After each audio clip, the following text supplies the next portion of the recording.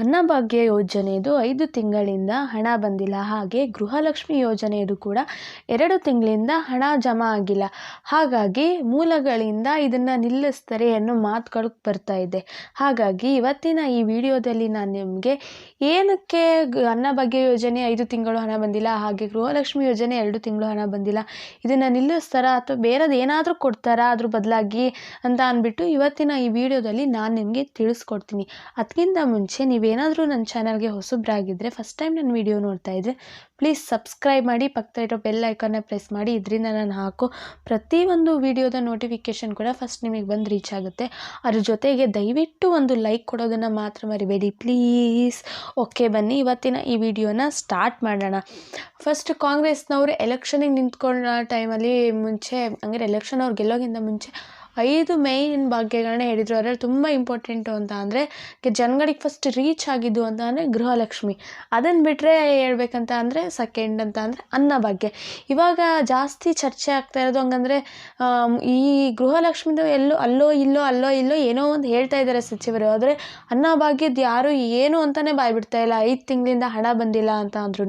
ಹಾಗಾಗಿ ಮೊದಲನೇದಾಗಿ ನಾನು ಅನ್ನಭಾಗ್ಯ ಯೋಜನೆ ತಿಳಿಸ್ಕೊಡ್ತೀನಿ, ನಂತರ ನಾನು ಗೃಹಲಕ್ಷ್ಮಿ ಬಗ್ಗೆ ತಿಳಿಸ್ಕೊಡ್ತೀನಿ. ನಿಲ್ಲಿಸ್ತಾರ ಅಂತ, ನಿಲ್ಲಿಸ್ಬೋದು ಅಂತ ತುಂಬ ಮೂಲಗಳಿಂದ ಮಾತು ಬರ್ತಾ ಇದೆ, ಅದ್ರ ಬಗ್ಗೆ ಎಲ್ಲ ನಾನು ನಿಮಗೆ ತಿಳಿಸ್ಕೊಡ್ತೀನಿ. ಮೊದಲನೇದಾಗಿ ಅನ್ನಭಾಗ್ಯ ಯೋಜನೆ ಹೇಳ್ಬೇಕಂತ ಅಂದರೆ, ನಿಮಗೆಲ್ಲರಿಗೂ ಗೊತ್ತಿರೋ ಹಾಗೆ ಎಲೆಕ್ಷನ್ಗೆ ಗೆಲ್ಲೋಕ್ಕಿಂತ ಮುಂಚೆ ಒಬ್ಬರಿಗೆ, ಅಂದರೆ BPL ಕಾರ್ಡ್ ಹೊಂದಿರುವಂತಹ ಒಬ್ಬೊಬ್ಬರಿಗೂ ಕೂಡ 10 kg ಅಕ್ಕಿನ ಕೊಡ್ತೀವಿ ಅಂತ ಅಂದ್ಬಿಟ್ಟು ಘೋಷಣೆ ಮಾಡಿದರು ಈ ಸಿದ್ದರಾಮಯ್ಯ ಸರ್ಕಾರದವರು, ಕಾಂಗ್ರೆಸ್ ಸರ್ಕಾರದವರು. ಆದರೆ ಎಲೆಕ್ಷನ್ನ ಗೆದ್ದ ಆದಮೇಲೆ 10 kg ಅಕ್ಕಿನೂ ನಮಗೆ ಪೂರೈಸೋಕೆ ಆಗ್ತಿಲ್ಲ, 5 kg ಮಾತ್ರ ಪೂರೈಸೋಷ್ಟು ಬರ್ತಿದೆ. ಇನ್ನು 5 kg ಹೆಂಗಂದರೆ ಇಂಪೋರ್ಟ್ ಮಾಡ್ಕೊಳಕ್ಕಾಗ್ತಿಲ್ಲ ಅಥವಾ ಸ್ಟಾಕ್ ಇಲ್ಲ, ಈ ಥರದ್ದು ಹೇಳ್ಬಿಟ್ಟು ಅದ್ರ ಬದಲಾಗಿ ದುಡ್ಡು ಕೊಡ್ತೀವಿ ಅಂತ ಹೇಳಿದರು. ಎಷ್ಟು ಅಂತ ದುಡ್ಡು ಅಂತ ನೋಡಿದ್ರೆ 1 kgಗೆ 34 ರೂಪಾಯಿ ಕೊಡ್ತೀವಿ ಅಂತ ಹೇಳಿದರು. ಹಾಗಂದರೆ ಒಂದು ಮನೆಯಲ್ಲಿ ಏನಾದ್ರೂ 4 ಜನ ಇದ್ದರೆ 1 kgಗೆ 34 ರೂಪಾಯಿ ಅಂತ ಅಂದರೆ 1 ತಿಂಗಳಿಗೆ 4 ಜನ ಇರೋವಂಥ BPL ಕಾರ್ಡ್ ಕುಟುಂಬದವರಿಗೆ 680 ರೂಪಾಯಿ ಹಣ ಬರ್ತಾ ಇತ್ತು. ಆಲ್ಮೋಸ್ಟ್ ತುಂಬ ಜನ ತೊಗೋತಾ ಇದ್ದಾರೆ ಅದನ್ನು. ನಿಮಗೆ ಗೊತ್ತಿರುತ್ತೆ, 4 ಜನ ಇರೋಂಥವ್ರಿಗೆ ಇಷ್ಟು ಬರುತ್ತೆ, 680 ರೂಪಾಯಿ. ಈ ಹಣ ಯಾವುದ್ರ ಕಡೆಯಿಂದ ನಮಗೆ ಬಿಡುಗಡೆ ಆಗ್ತಿತ್ತು ಅಂತ ಅಂದರೆ ಆಹಾರ ಮತ್ತು ನಾಗರಿಕ ಸರಬರಾಜು ಇಲಾಖೆ ಕಡೆಯಿಂದ ನಮಗೆ ಈ ಅನ್ನಭಾಗ್ಯದ ಯೋಜನೆಯದು ನಮಗೆ ಅಮೌಂಟ್ ಬಿಡುಗಡೆ ಆಗ್ತಿತ್ತು ಅಂತಲೇ ಹೇಳ್ಬೋದು. ಹೇಗೋ ಅನ್ನಭಾಗ್ಯದ್ದು ಹೇಗೋ 1 ವೀಕ್ ಲೇಟ್ ಆದ್ರೂ ಕೊಡ್ತಾ ಬರ್ತಿದ್ರು, ಹಂಗಾರೆ ಗೃಹಲಕ್ಷ್ಮಿ ಅಷ್ಟು ಲೇಟ್ ಮಾಡ್ತಾ ಇರಲಿಲ್ಲ. ಆದರೆ 5 ತಿಂಗಳಿಂದ ಅನ್ನನೇ ಬಂದಿಲ್ಲ. ಏನಕ್ಕೆ ಅಂತ ನೋಡೋದಾದರೆ, ಮೊದಲನೇದಾಗಿ ಇಂಪಾರ್ಟೆಂಟಾಗಿ ಹೇಳ್ಬೇಕಂತ ಅಂದರೆ ಹಣ ಇರಲಿ. ಈಗ ನಮಗೆ 5 kg ಅಕ್ಕಿ ಕೊಡ್ತಾ ಇದ್ದಾರಲ್ಲ, ಅಂದರೆ ಒಬ್ಬರಿಗೆ 5 kg ಅಕ್ಕಿ ಕೊಡ್ತಾ ಇದ್ದಾರೆ. ಆ 5 kg ಕ್ವಾಲಿಟಿನೂ ಗುಣಮಟ್ಟನೂ ಸ್ವಲ್ಪನೂ ಕೂಡ ಚೆನ್ನಾಗಿಲ್ಲ. ನೀವು ನೋಡಿರ್ಬೋದು, ಫಸ್ಟು ಬರ್ತಾ ಇತ್ತಲ್ಲ ಈ ಕಾಂಗ್ರೆಸ್ ಗೆಲ್ಲೋದಕ್ಕಿಂತ ಮುಂಚೆ ಅಷ್ಟು ಕ್ವಾಲಿಟಿನೂ ಅಕ್ಕಿ ಏನು ಚೆನ್ನಾಗಿಲ್ಲ. ಹಾಗಾಗಿ ಜನಗಳು ಕ್ವಾಲಿಟಿ ಚೆನ್ನಾಗಿಲ್ಲ, ದುಡ್ಡನ್ನೂ ಕೊಡ್ತಾ ಇಲ್ಲ, ಕ್ವಾಲಿಟಿನೂ ಕೊಡ್ತಿಲ್ಲ ಅಂತ ಅಂದ್ಬಿಟ್ಟು, ಕ್ವಾಲಿಟಿ ಅಕ್ಕಿಗಳನ್ನೂ ಕೊಡ್ತಾ ಇಲ್ಲ ಅಂತ ಅಂದ್ಬಿಟ್ಟು ಜನಗಳಂತೂ ತುಂಬ ರೊಚ್ಚಿಗೆದ್ದಿದ್ದಾರೆ. ಹಾಗಾಗಿ ಜನಗಳು ಆಯಿತು ನಮ್ಗೆ 5 kg ಅಕ್ಕಿ ಸಾಕು, ಇನ್ನು 5 kg ಬದಲಾಗಿ ನೀವು ದುಡ್ಡಂತೂ ಕೊಡ್ತಾ ಇಲ್ಲ ನಮಗೆ, ಆಯಿತು ನಮಗೆ ದುಡ್ಡು ಬೇಡ, ಅದ್ರ ಬದಲಾಗಿ ನಮಗೆ ತೊಗರಿಬೇಳೆ ಆಗಿರ್ಬೋದು, ಎಣ್ಣೆ ಆಗಿರ್ಬೋದು, ಉಪ್ಪಾಗಿರ್ಬೋದು, ಹಾಗೆ ಬೇಳೆ ಆಗಿರ್ಬೋದು, ಸೋಪ್ ಆಗಿರ್ಬೋದು ಮತ್ತು ಇತರೆ ಅಗತ್ಯ ದಿನಸಿ ಪದಾರ್ಥಗಳನ್ನ ಕೊಡಬೇಕು. ನಮಗೆ ಆ ದುಡ್ಡು ಬೇಡ, ಒಳ್ಳೆ ಕ್ವಾಲಿಟಿ ಅಕ್ಕಿ ಮತ್ತು ಇದ್ರ ಜೊತೆಗೆ ನಮಗೆ ಈ ಥರ ದೈನಂದಿನ ಉಪಯೋಗಿಸೋ ಅಂಥ ಪದಾರ್ಥಗಳನ್ನ ಕೊಡಿ ಅಂತ ಅಂದ್ಬಿಟ್ಟು ಜನಗಳು ತುಂಬ ಕೇಳ್ತಾ ಇದ್ದಾರೆ.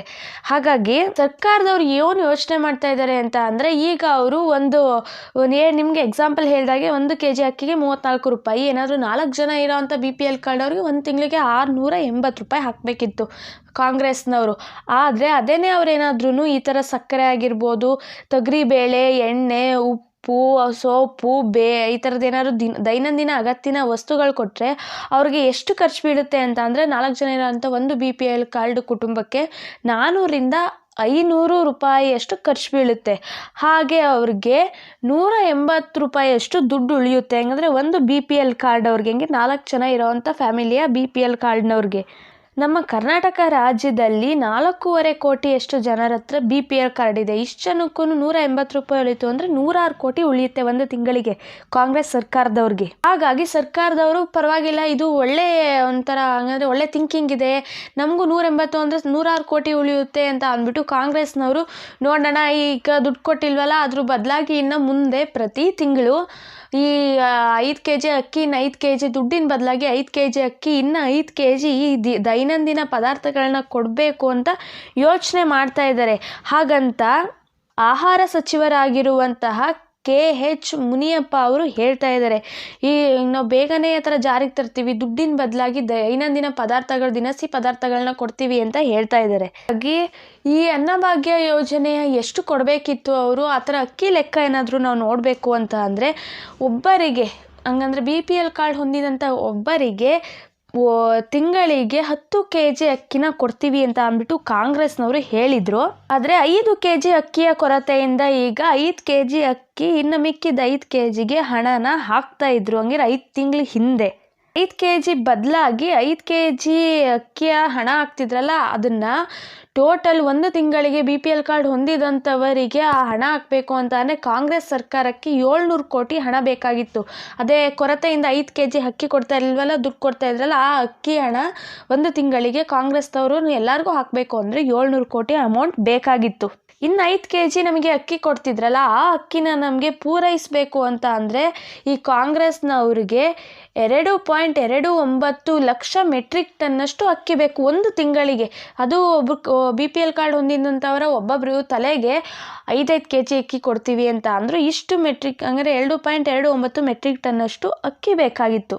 ಕರ್ನಾಟಕದಲ್ಲಿ 4.40 ಕೋಟಿ ಅಕ್ಕಿ ಪಡೆಯುವಂತಹ ಫಲಾನುಭವಿಗಳಿದ್ದಾರೆ. ಹೆಂಗಂದರೆ BPL ಕಾರ್ಡ್ ಹೊಂದಿದಂತಹ ಫಲಾನುಭವಿಗಳಿದ್ದಾರೆ. ಹಾಗೆ ನಮ್ಮ ಕರ್ನಾಟಕದಲ್ಲಿ ಒಟ್ಟಾರೆ ಹೇಳಬೇಕು ಅಂತ ಅಂದರೆ 1,16,51,209 BPL ಕಾರ್ಡ್ಗಳಿವೆ ನಮ್ಮ ಕರ್ನಾಟಕ ರಾಜ್ಯದಲ್ಲಿ.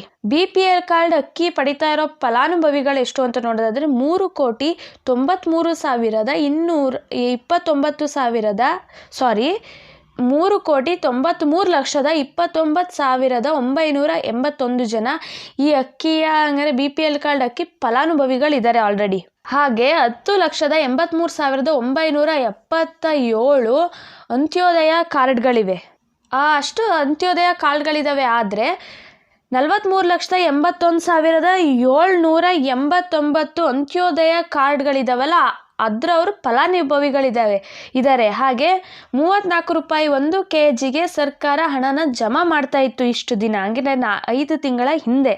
ನಿಮ್ಗೆ ಹೇಳಿದಾಗೆ 4 ಜನ ಇರುವಂತಹ ಒಂದು BPL ಕಾರ್ಡ್ಗೆ 680 ರೂಪಾಯಿ. ಅಂದರೆ ಒಂದು ಪಡಿತರ ಕುಟುಂಬದಲ್ಲಿ 4 ಸದಸ್ಯರಿದ್ದರೆ 20 kg ಅಕ್ಕಿಗೆ ಹಣವನ್ನು ಜಮಾ ಮಾಡ್ತಾಯಿದ್ರು. ಹಂಗಂತ ಅಂದರೆ ಒಂದು ತಲೆಗೆ 5 kg ಅಕ್ಕಿ ಅಂದರೆ 4 ತಲೆನೇ 20 kg ಅಕ್ಕಿ, ಅದರ ಹಣನ ಜಮಾ ಮಾಡ್ತಾಯಿದ್ರು 680 ಅಂತಲೇ ಹೇಳ್ಬೋದು.